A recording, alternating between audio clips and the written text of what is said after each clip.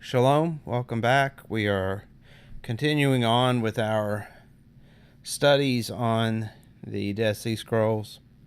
We're going to be looking at the Habakkuk Pesher today. Pesher is basically like, you know how like a lot of prophecy teachers nowadays will take a prophecy from Isaiah that was given to the people of the first temple period, but they'll relate the prophecies in Isaiah that was obviously for their time. They'll relate it to like modern day. So you'll see like China doing something, and they'll say, well, this is the king of Babylon or whatever that is being written about by Isaiah or Jeremiah or whoever, and they'll try to relate modern events to prophecy. Well, that's a pesher, and that's something that even back in the first century people were doing. So they take the writings of Habakkuk and they're relating that to the first century events, the things that are going on. So before we get too far into this, I'm going to give you a little bit of history from Josephus. This is from Antiquities. This is chapter 9. I believe it's chapter 9 of book 19. But this is the chapter that describes the death of James and what's going on. So if you'll remember from the book of Acts,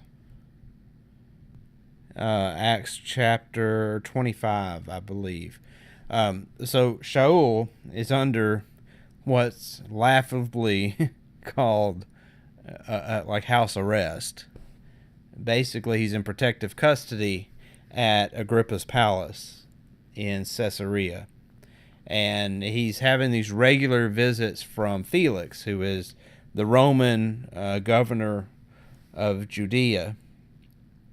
And so Felix is coming in with his wife Drusilla, and I've talked about them in previous videos. You know, Drusilla, if anyone in the first century would be the embodiment of the whore of Babylon, it would probably be Drusilla. She was someone who was very much not looked at kindly by the religious people in that first century.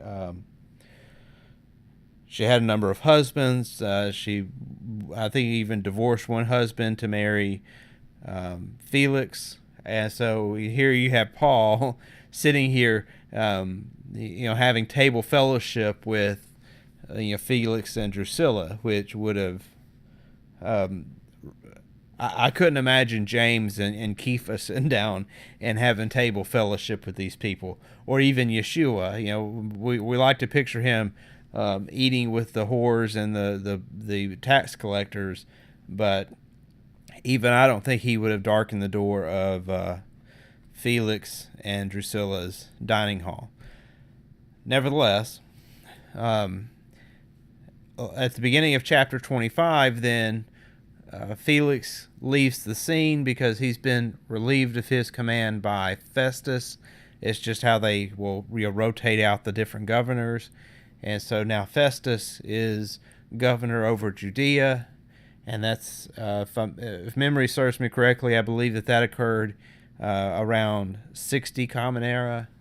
And then we get into where we are now, which is Festus ends up dying, and he's being replaced by Albinus. But there was a period where Festus died, Albinus hadn't arrived yet, Agrippa was not in Jerusalem, and so Ananus ben Ananus, who was the high priest at the time, he was more or less running roughshod through the city, because he was kind of the ranking official there. So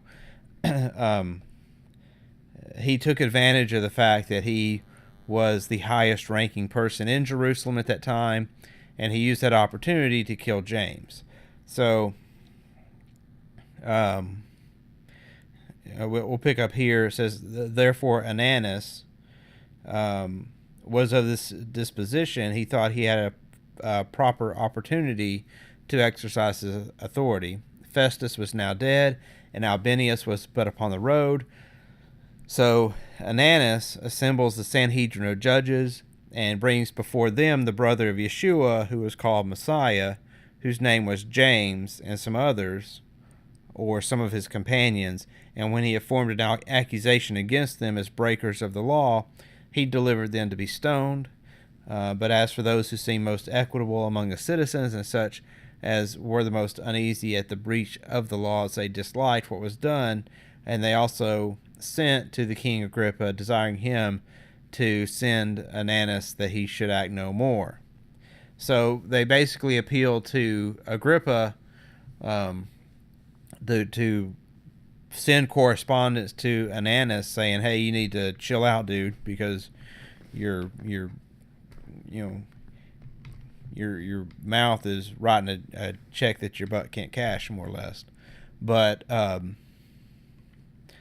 some of them also sent to Albinius and met him on the road and described to him what had happened. So anyway, Agrippa takes the high priesthood from Ananus because of what he did. So now Ananus is in a little bit of hot water, but he uses bribes to more or less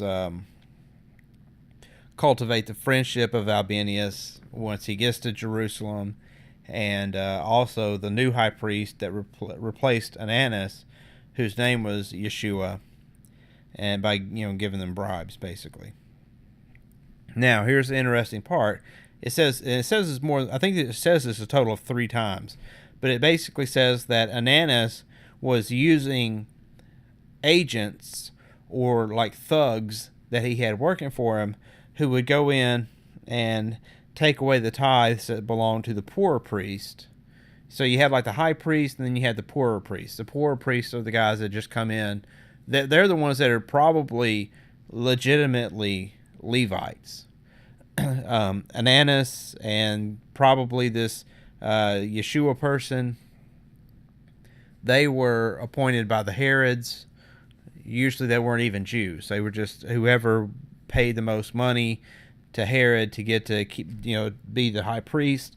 And there would be more than one high priest at a time, because basically it's just whoever paid to play, they got to be the high priest. But then you have these poorer priests who were the ones that would come in 2 weeks out of the year and work as priests in the temple. And Ananus was using his servants, these wicked servants, to come in and take away the tithes that belonged to the priest by violence. And so that led the other high priest to act in the same way. And so they were using these thugs to steal from the poorer priests, so that it even got to the point that some of them starved to death because they couldn't get any food. Now he goes on, and again, he's giving more details. Then he comes down here, and Josephus repeats it again, but this time he names who these wicked servants are. Costobarus and Saulus did themselves get together a multitude of wicked wretches, and this because they were the royal family. They obtained favor among them because of their kindred to Agrippa, but still they used violence with the people and were very ready to plunder those that were weaker than themselves. And so, again, you see the same behavior being carried out by Costobarus and Saulus, and he uses pretty much the same language as he used to describe what Ananus was doing. So I believe that these servants here are the men that are named here, who's Costobarus and Saulus. And so, we can see from the letters written by Paul that he was a relative of Agrippa, in the same way that this Costobarus is described as a relative of Agrippa. And, this person is very thug-like, attacking the poor priest. And we also see Paul in Acts, he's complicit in the attack upon Stephen in the Nazarene Acts, or the recognitions of Clement. He is the ringleader of this group of men, the freemen, or the Freemasons, that come in and attack James. So now if you're a religious person and a believer in Paul, then you'll say that, well, this is a different Saulus. This is a different Paul who was a relative of Agrippa, but there's no evidence for that. We see about the same time this is all going on, we see Paul in the book of Acts is in protective custody of Agrippa, living at Agrippa's house, but we're supposed to believe this is a different Paul. I don't think so. I think it's the same Paul. But anyway, that's what's basically going on. And it says, from that time, principally it came to pass that our city was greatly disordered, and that all things grew worse and worse among us. So that's kind of the situation. If I can give you like a 10-minute snapshot of what's going on in Jerusalem, that's what it is. Just one other thing I would mention briefly is that at the same time that Ananus is stealing from the poor priests, you have the Sicari coming in and kidnapping Eleazar, who was the son of Ananus, and they basically bound him and used him to blackmail Ananus into setting some of the Sicari prisoners free. I believe that these Sicaris were they're the zealots. They're probably the same body of men that James refers to when speaking to Paul in the book of Acts. He says, "Don't you see we have many here, myriads of Jews that are zealous for the Torah? There we have myriads of zealots here." These would be the same kind of men that would attack the relative of Agrippa in the temple, who was teaching Jews everywhere to forsake the Torah. So these zealots, these Sicari, were probably also affiliated with the Nazarene movement in one way or another. In fact, I believe it's Hegesippus that writes about the four sects of Essenes, and one of them was a Sicari. And I think Josephus also says a similar thing in Antiquities. He doesn't mention the Sicari as being Essenes but now Hegesippus does. But Josephus just describes them as a fourth philosophy, but I don't know that he necessarily says that they were Essenes. But there does seem to be some kind of connection with the Sicari to the Essenes. They were brothers in arms or something. There's some kind of brotherhood thing going on there. But the Sicari, they end up when Jerusalem's under siege by the Romans, they end up, as Josephus describes it in Wars of the Jews, they killed Ben Ananus, and then they abused his body. I think they were like cutting it up or doing something to it. I don't know that he really goes into details, but they did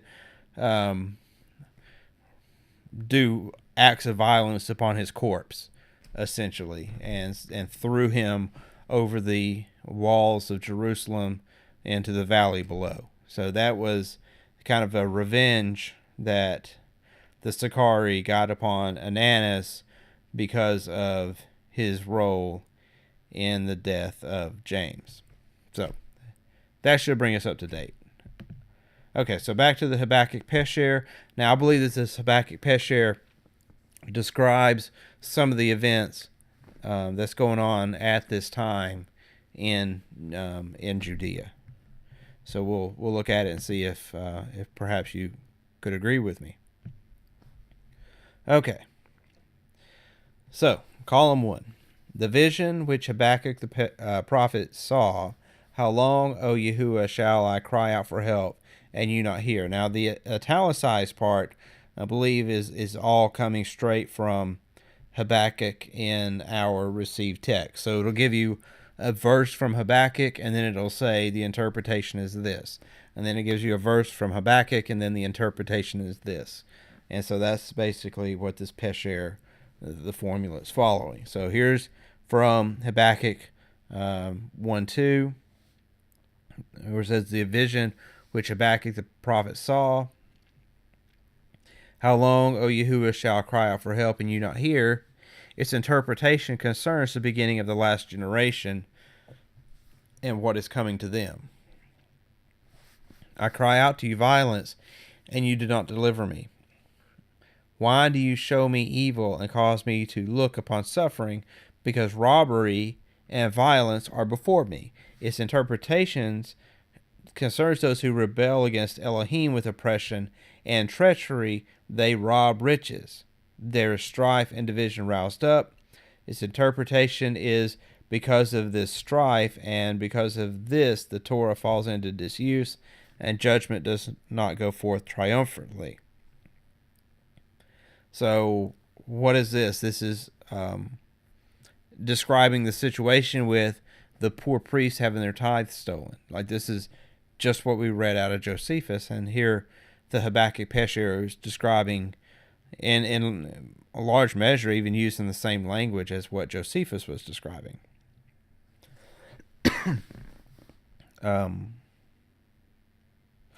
The interpretation is that they rejected the Torah of Elohim because the wicked encompass the righteous. Its interpretation is the wicked is a wicked priest. This is Ananus. And the righteous is the righteous teacher. The righteous teacher would have been James. So Ananus is encompassing, conducting treachery against James. Because of this, judgment goes forth, perverted. See the nations and behold, marvel and be astonished, for I will work a work of wonder in your days, which you will not believe, even if it is told you. There's some notes on the translation. Its interpretation concerns the traitors with the men of lying, because they did not believe what the righteous teacher expounded from the mouth of Elohim, and it concerns the traitors to the laws of Elohim in the new covenant, since they did not believe the covenant of Elohim and defiled his holy name.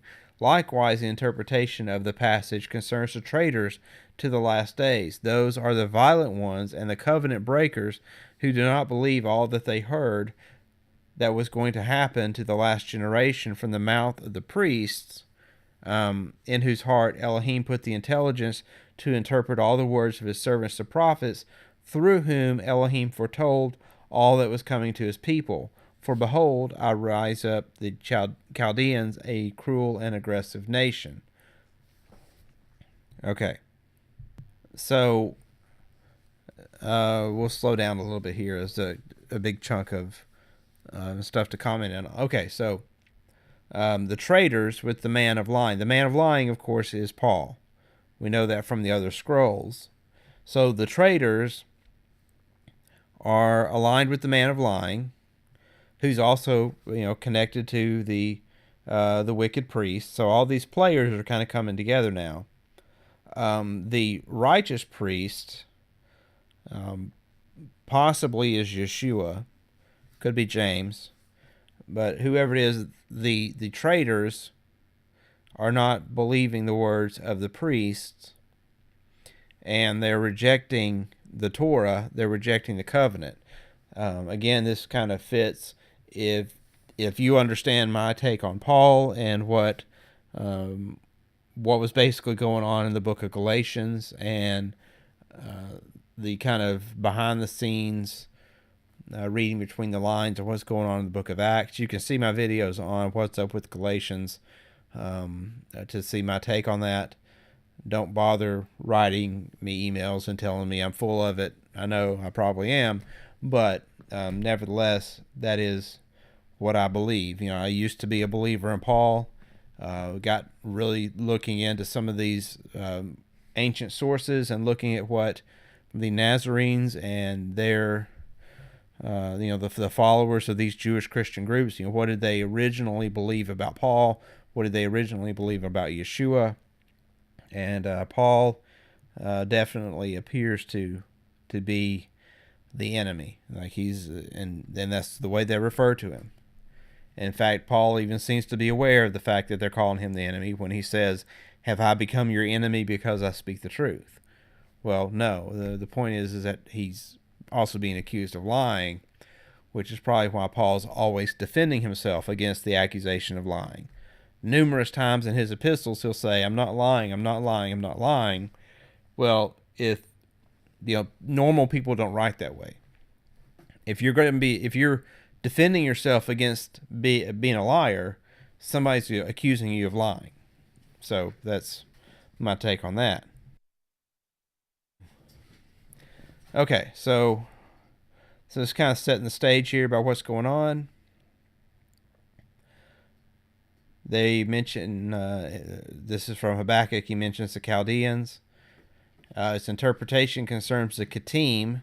Pt1 is the Romans, who were swift and strong in war, causing many to perish by the sword, and the world to fall under the dominion of the Pt1 and the evil ones. They do not believe in the laws of Elohim. Now, if you read a lot of the commentaries on the Dead Sea Scrolls, they'll be like, well, we just... sometimes they'll say things like they can't figure out who the Pt1 are, because they're trying to place these Dead Sea Scrolls back in the time of the Maccabees.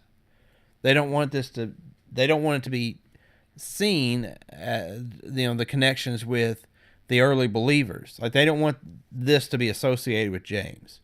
They want this to be associated with the Maccabees. And so the Pt1, that's the traditional Hebrew terminology for the Romans. It's obvious who the Pt1 are, but these scholarly people are trying to tiptoe around that and not identify this with the Romans. Or they'll say that this is the Romans back when Pompey walked into Jerusalem and put down the revolt with the Parthians, where the two Hashmonean brothers were involved in the Civil War, and the Romans kind of came in and settled the Civil War. And they're saying that, well, they're talking about the Romans back then, but the more you read this, you'll understand and you'll realize that it's talking about the Romans in the first century during the years from 60 to 70 Common Era.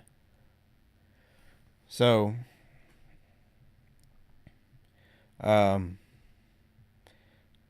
because they don't believe in the law of God, of Elohim, who march to the ends of the earth to take possession of populated places which are not their own. Interpreted, this means, and they march across the plain, smiting and plundering the cities of the earth, for this is what is meant by taking possession of populated places which are not their own. Again, this accurately describes the Roman Empire. They are frightening and terrible, for their judgment and majesty proceed from themselves. Interpreted, this concerns the Pt1, the fear and the dread of whom is upon all the nations, and in their council all their evil plotting is planned in advance. They deal with all peoples with cunning and deceitfulness. Their horses are swifter than leopards, and more swift than wolves at night. Their horsemen ride and hurl themselves from afar. They swoop down like an eagle, anxious to eat. All come to do violence, and the breath of their faces is like the east wind. Again, this to me sounds like the Romans. They're saying its interpretation concerns the Pt1, the Romans, who trample the earth with their horses and pack animals, and they come from afar, from the islands of the sea, to consume all the peoples like an insatiable eagle. And they speak to all the peoples with anger, ill will, fury, and livid faces, for this is what is meant by the breath on their faces is like the east wind, and they gather captives like sand. So, yeah, the Roman Empire, of course, their symbol was an eagle. You see that in the standards that they would carry with their legions. If you ever watch a movie that's set in ancient Rome, you always see the Roman eagle. So again, this is connecting them to Rome. This is not Greece. This is not some the army of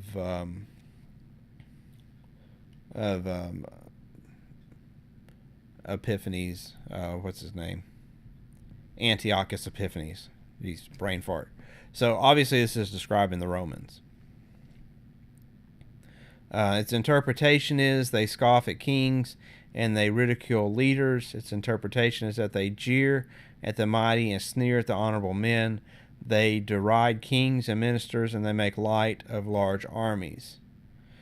This is one of the things that we know about the Romans, is that they were known for being insulting to the people that they ruled over. And so there's a story that Josephus relates about a riot that one of the Roman soldiers started when the Jews were all coming into their temple at Passover, and this Roman is standing on the corner of Fort Antonia, and he leans over and lifts up his skirt and lets out a loud fart at the people, and is exposing himself to them. And the Jews, they started a riot because of what the soldier did. And that in itself, it kind of, in my mind, it paints a picture of what you're seeing here, where they are sneering at the honorable men in the same way this is being described. They laugh at fortified cities, they batter down earthworks and capture them. Its interpretation concerns the leaders of the Kittim who despise the fortresses of the people, laughing at them contemptuously. With a mighty host they encircle and capture them, and through terror and fear they surrender them into their hands, and they destroy them because of the sins of their inhabitants. Then the wind swift and passes by, and he makes of this his power for his God. His interpretation concerns the leaders of the Kittim, who in their guilty council house, or their senate, pass by one man following another. Their leaders come one after the other to despoil the earth. This is his power for his God. His interpretation to the peoples: are you not from everlasting, O Elohim, my Elohim, my Holy One? We shall not die. O Yahuwah, you have ordained them for judgment. O Rock, for chastisement. You have established them. Your eyes are too poor to view evil, and you cannot look upon antiquity.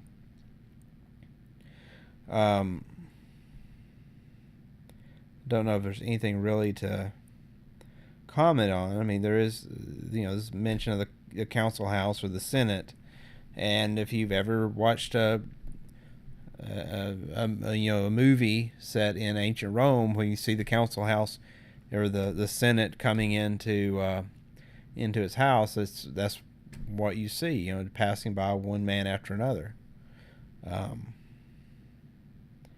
The interpretation of this passage is that Elohim will not destroy his people by the hand of the nations, but rather by the hand of his elect. Elohim will execute judgment on all the nations with their chastisement. All the evil ones of his own people who kept his commandments only when convenient will be punished. For this is what he meant when he said, your eyes are too pure to look upon evil. His interpretation is that they did not lust after their eyes during the era of evil. Why do you stare, O traitors, and remain silent when the wicked swallowed one more righteous than he?